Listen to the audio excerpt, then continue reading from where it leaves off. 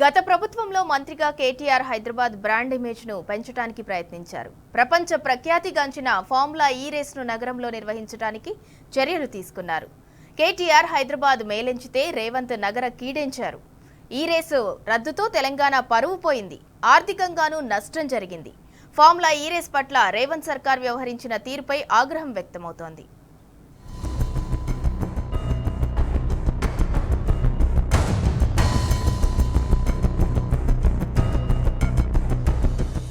కాంగ్రెస్ అధికారంలోకి వచ్చి ఏడాదైనా గొప్పగా చెప్పుకునే పనులేమీ చేయలేదు.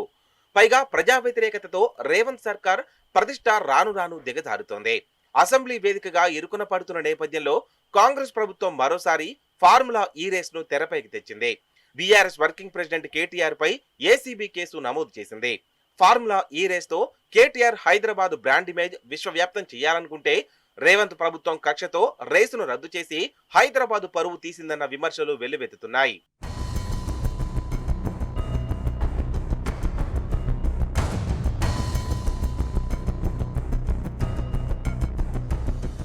ఈ రేసులు నగరంలో నిర్వహించి అంతర్జాతీయంగా హైదరాబాద్ బ్రాండ్ ను పెంచాలని పురపాలక శాఖ మంత్రిగా నాడు కేటీఆర్ తపన పడ్డారు. తన శాఖ ముఖ్య కార్యదర్శి అరవింద్ కుమార్ తో కలిసి కసరత్తు చేసి హైదరాబాద్ కు ఉన్న అనుకూలతలను వివరించారు.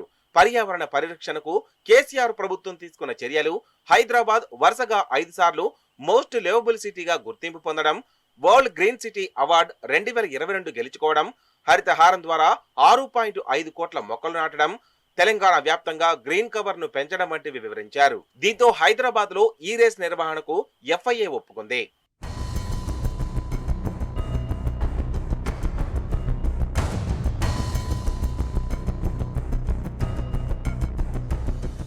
పర్యావరణాన్ని కాపాడాలన్న లక్ష్యంతో మోటార్ వాహనాలు వెదజల్లే కర్బన ఉద్గారాలను తగ్గించడం, ఎలక్ట్రిక్ వాహనాల వినియోగాన్ని ప్రోత్సహించేందుకు ప్రపంచవ్యాప్తంగా ప్రముఖ నగరాల్లో ఫార్ములా ఈ రేస్ నిర్వహిస్తారు.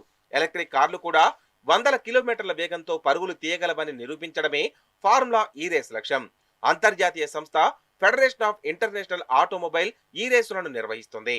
అయితే ఎన్నో ప్రయాసల కోర్చిన కేటీఆర్ ఎఫ్ఐఏను ఒప్పించారు. 2023 ఫిబ్రవరి 5 నుంచి 11 వరకు ఈ రేస్ 9వ సీజన్ పోటీలకు నగరం ఆతిథ్యమిచ్చింది.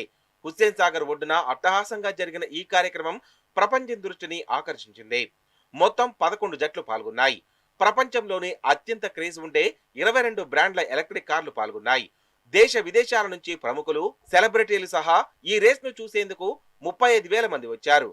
150 దేశాల్లోని కార్ల ప్రేమికులు ప్రత్యక్ష ప్రసారాలు వివిధ మాధ్యమాల ద్వారా వీక్షించారు. ఎలక్ట్రిక్ కార్లు గంటకు 322 కిలోమీటర్ల వేగంతో దూసుకుపోగలవని ఈ రేస్ నిరూపించింది.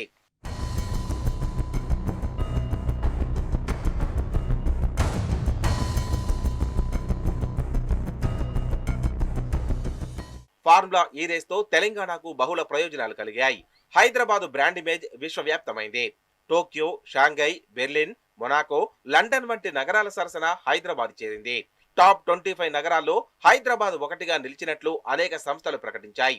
ఈ రేస్ తర్వాత నిల్సన్ స్పోర్ట్స్ అనాలిసిస్ సంస్థ తెలంగాణకు సుమారు 700 కోట్ల మేర ఆర్థిక లబ్ధి చేకూరిందని స్పష్టం చేసింది. ఆతిథ్య నగరంగా హైదరాబాద్ పరపతి మరింత పెరిగిందని తెలిపింది.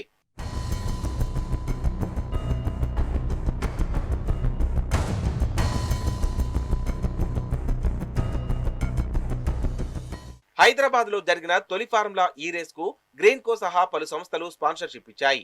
2024 ఫిబ్రవరిలో జరగాల్సిన రేస్ విషయంలో స్పాన్సర్ల సమస్య వచ్చింది. తాము నిర్వహించలేమని ఎఫ్ఐఏ ప్రతినిధులు గత ఏడాది జూన్ జూలై మధ్య తేల్చి చెప్పారు.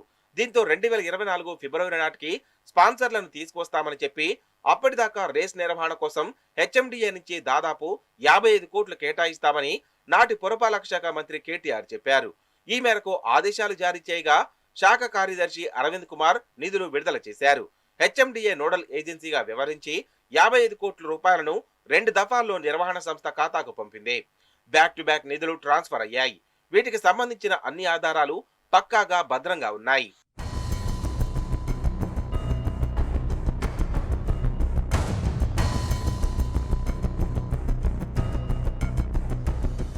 కాంగ్రెస్ అధికారంలోకి రాగానే ఫార్ములా ఈ రేస్ ను రద్దు చేస్తున్నట్లు ప్రకటించింది. అంతకుముందు రేవంత్ సీఎం కాగానే ఎఫ్ఐఏ ప్రతినిధులు కలిశారు. కానీ తర్వాత కాంగ్రెస్ ప్రభుత్వం నిర్లక్ష్యం చేయడంతో 2024 ఫిబ్రవరిలో జరగాల్సిన రేసు ఆగిపోయింది. దీంతో గత ప్రభుత్వంతో జరిగిన ఒప్పందం రద్దు వివరాలు, ఇవ్వాల్సిన నిధులపై స్పష్టతనిస్తూ ఎఫ్ఐఏ ఈమెయిల్స్ ను కూడా కాంగ్రెస్ ప్రభుత్వానికి పంపించింది. కాగా ఈ ఏడాది ఫిబ్రవరిలో రేసు నిర్వహిస్తే అసలు ఈ కేసే ఉండేది కాదు. కానీ రేవంత్ సర్కార్ రేసు రద్దు చేయడంతో నిర్వహణ సంస్థ 55 కోట్లను వెనక్కి ఇవ్వలేదు. ఈ డబ్బులో రూపాయి కూడా కేటీఆర్ కో బీఆర్ఎస్ కో వెళ్లలేదు. అయితే రేవంత్ సర్కార్ ఈ వివరాలన్నింటినీ దాచిపెట్టి డైవర్షన్ పాలిటిక్స్ కు దిగింది. ఈ నిధుల అంశాన్ని ఓ కుంభకోణంగా చిత్రీకరించి కేటీఆర్ పై ఏసీబీతో కేసు పెట్టించింది.